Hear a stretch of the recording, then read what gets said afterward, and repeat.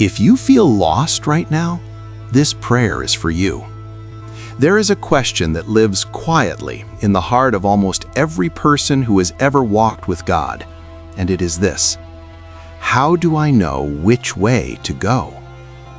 Maybe you have been sitting with that question for a while, a decision that feels too big for your own wisdom, a season of uncertainty where every path looks the same, unclear, unmarked, and a little frightening. Or perhaps the issue is no crisis at all. It is simply the ordinary weight of life, choices about family, work, money, relationships, piling up day after day until you feel less like a person walking a path and more like someone standing very still, afraid to take the wrong step. Pause for a moment and think about the last decision you had to make, a real one that kept you up at night. Maybe it was about your finances, your career, a relationship, your family's future.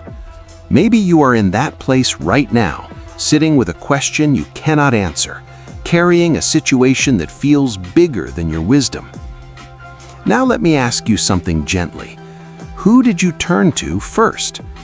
For many of us, God is the last call we make after we have exhausted every other option. We turn to our own reasoning first, we consult friends, we search online, we go back and forth and around, and then, worn out and no closer to an answer, we finally bring it to the Lord. But what if that order was reversed? What if guidance was not something you had to search for, but something that was already promised to you, already flowing toward you every single day? That is exactly what the Word of God declares in the first part of Isaiah 58:11. Isaiah chapter 58 verse 11 says, "The Lord will guide you continually and satisfy your soul in drought and strengthen your bones. You shall be like a watered garden and like a spring of water, whose waters do not fail." Now take note of this. The Bible did not say sometimes, not just in life's big moments, not only when you have been faithful enough or prayed long enough or earned it through your good behavior. Continually, without ceasing, without interruption, every single day, including this one. The word translated guide in the original Hebrew is naha, and naha is one of the most personal, hands-on words for guidance in all of Scripture. It does not describe distant instruction or a written set of directions left on a table. Naha is the guidance of a shepherd, walking alongside the sheep, present in the journey, personally conducting each one through the terrain ahead. And the word continually, tamid in Hebrew, means without ceasing.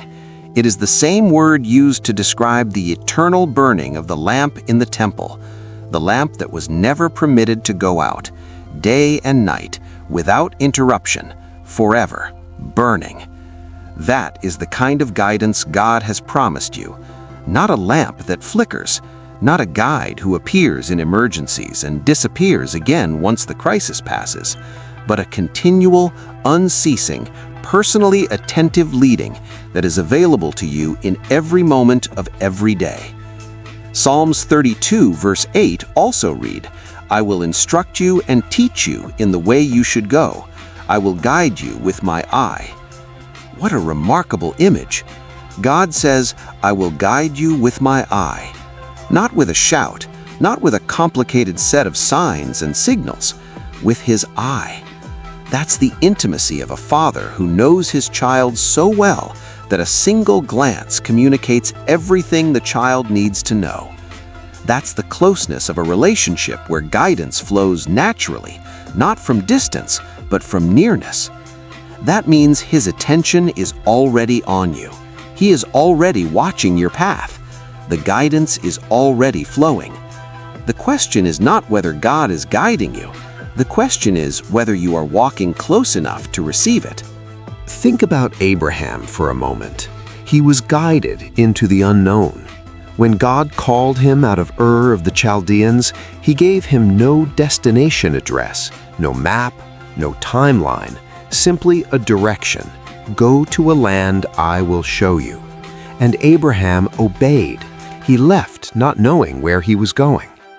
And yet every step Abraham took, God was there, guiding, confirming, redirecting, providing.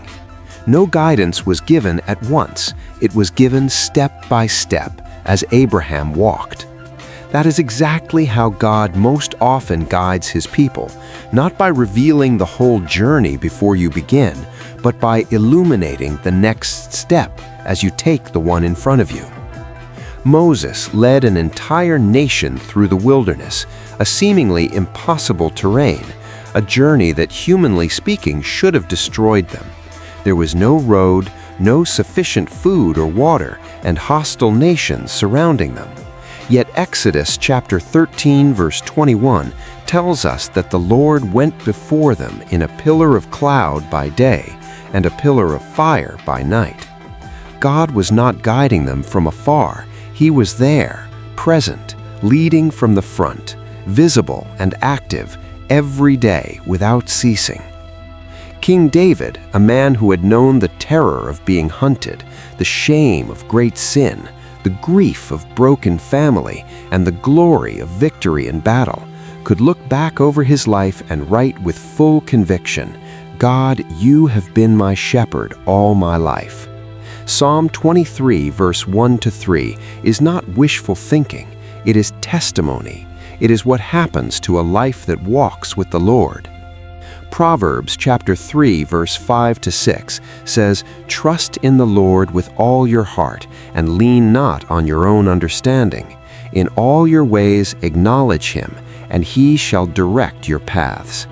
In all your ways, not just in the dramatic ones, not just in the church building on a Sunday, in all your ways, your Monday morning, your difficult conversation, your inbox and your budget and your parenting and your plans, in all of it, the good days, the not so good ones, acknowledge him. Invite him into the details, and he shall direct your paths. God wants to be involved all the way.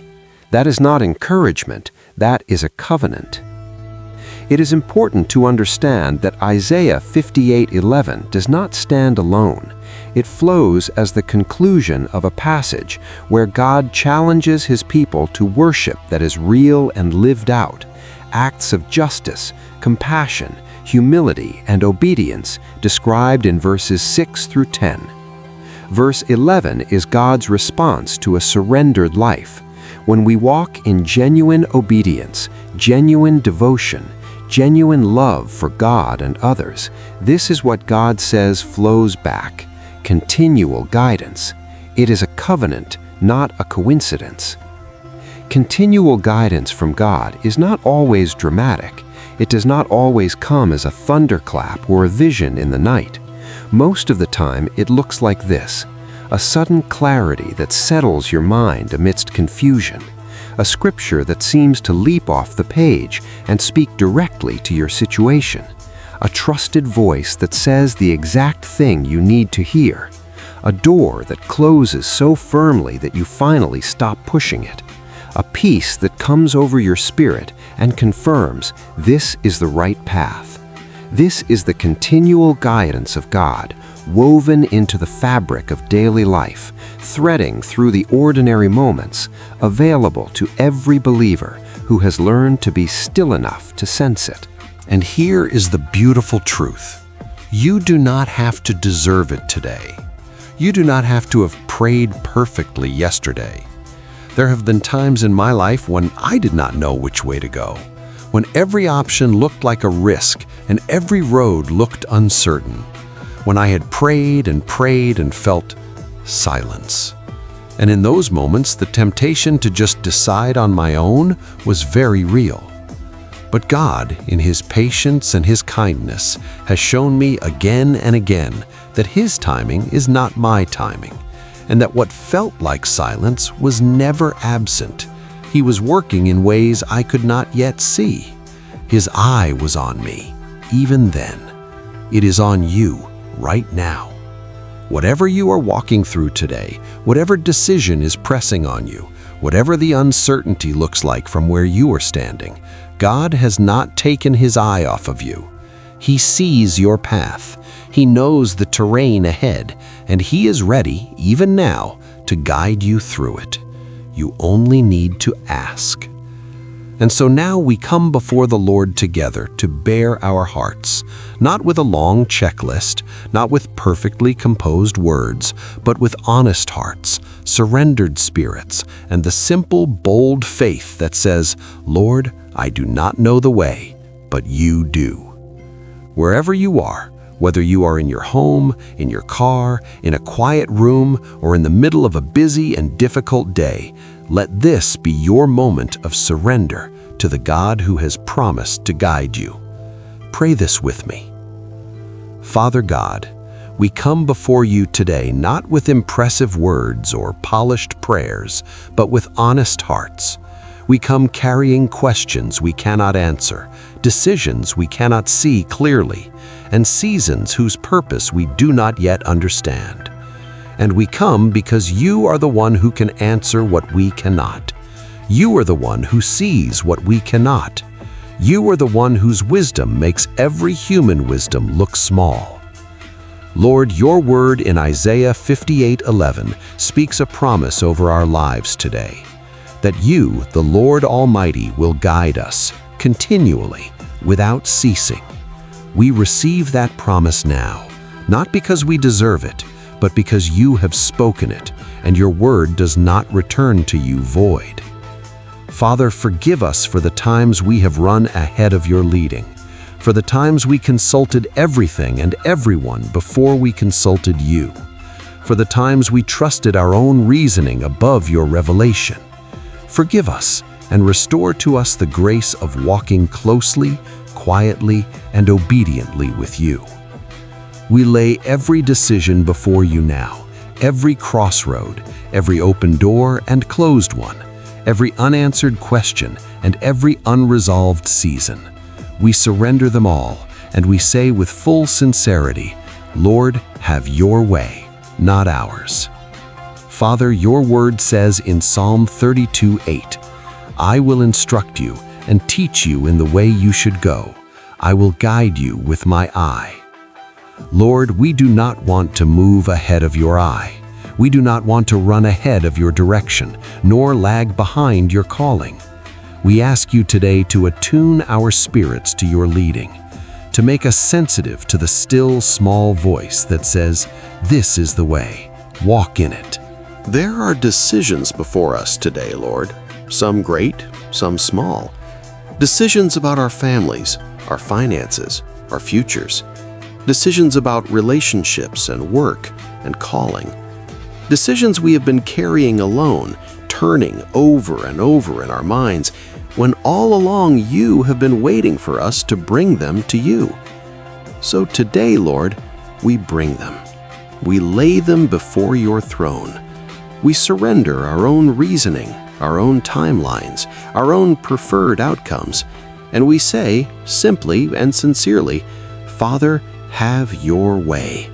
Guide us your way. We thank you, Lord, that you are the good shepherd, that you know the names of your sheep, that you know the path ahead even when we cannot see it, that you have never once lost one of your own. And so we follow you today, Lord, not because the way is clear, but because the guide is faithful, not because we are strong, but because you are, not because we have all the answers, but because you are the answer. Guide us today, Lord Jesus. Guide us this week. Guide us through this season and into the next one. Guide us through every valley, every crossroad, every unfamiliar place, and let every step we take be a step that honors you. Guide us by your Spirit. Speak to us through your word. Lead us by your peace that passes understanding. And when we are tempted to lean on our own understanding, remind us, gently and firmly, that your ways are higher. We declare over every person praying this prayer today, you are not lost. You are not forgotten. You are not wandering without direction. The Lord your God is guiding you continually. You will hear his voice behind you telling you, this is the way, walk in it. even now, even today, in the name of Jesus Christ, our shepherd and our guide. Amen. Isaiah 58:11 is no promise to anyone else. It is a promise for you, for the believer who chooses to walk in obedience, for the heart that surrenders to God, for the life that acknowledges the Lord in all its ways. You serve a God who has promised to guide you, not occasionally, not only in emergencies, but continually, every day, including this one. So go forward today with confidence, not confidence in yourself, but confidence in your guide. He knows the way. He has already gone before you, and He is with you right now, every step of the way. If this prayer has blessed you, share it with someone who needs encouragement today. Type Amen in the comments section if you believe in the prayer. Join us by clicking the subscribe button for more powerful prayer sessions. God bless you.